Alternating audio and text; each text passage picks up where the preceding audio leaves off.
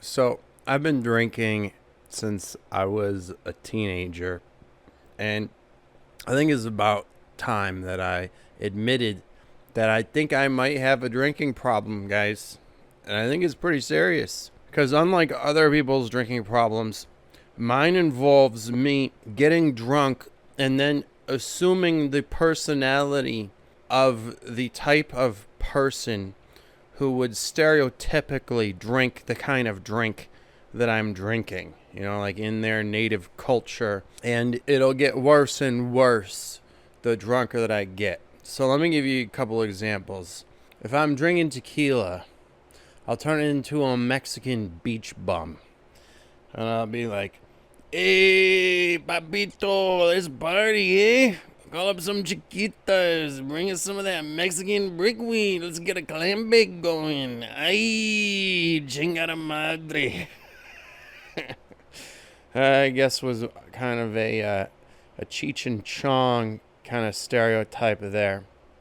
All right, but then if I'm drinking vodka, on the other hand, I'll turn it into like a Russian gangster stereotype who pronounces my V's and W's backwards. Like, "Is this vodka or water? I don't know. They both taste same to me. I am drinking this all day and no getting drunk. What is going on?"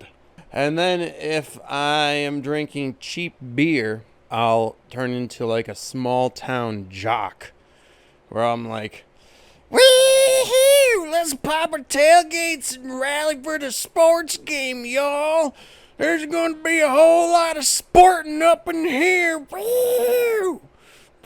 And then if I'm drinking wine or brandy, on the other hand, I'll turn into a wealthy, smug English gentleman, like very high society, snooty, uppity type. And of course, I will have an impeccable English accent, just the Queen's English, like, "Oh, yes, this one runs on the glass just right. And I'm getting notes of baking spice and a lingering aftertaste of elite narcissism." Then if I'm drinking cocktails, on the rare chance that would ever happen, I will turn into a total diva. And I'll be like, "I can't drink this. I told them no whale liquor. I can just taste the plastic off of those cheap bottles. Ugh. Quality is so hard to find these days. Where in this one-horse town can a girl find a good, organic, handcrafted, artisan-made, heirloom Long Island iced tea? Excuse me, can I speak to the manager? Because this is unacceptable." And if I'm drinking expensive beer, on the other hand, like that really dark stuff, then I will turn into a snobby European hipster. And I'll be like, a good IPA is the perfect drink to have instead of lunch. It tastes like the distilled essence of 1,000 pine trees and pairs great with our generational depression and collapsing infrastructure. The perfect brew for an intellectual to numb his senses to reality and pretend that our culture is still thriving. Whereas if I'm drinking whiskey, I'll turn into a good old-fashioned American cowboy, where I'm going to be like, "Here in America, we like our drinks to be rusty and to taste like old rotten tree bark.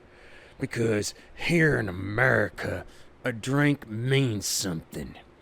And here in America, a man drinks whiskey, even when he's dehydrated. And here in America, a man ain't a man until he's good and drunk.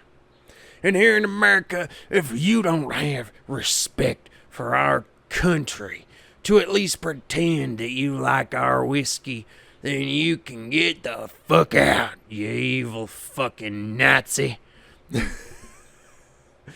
Alright, that's all I got for you in the way of impressions, guys. I hope that I didn't disappoint. And if you're sitting there thinking to yourself, This is offensive. These are all offensive stereotypes. Well, then guess what? You're right.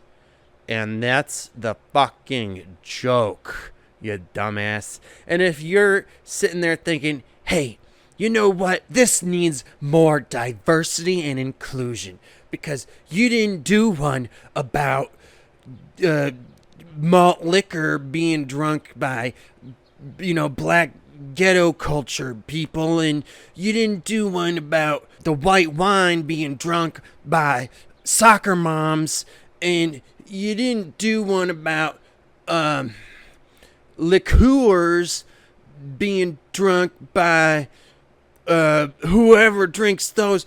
Well, you know what? I would say to you, shut the fuck up.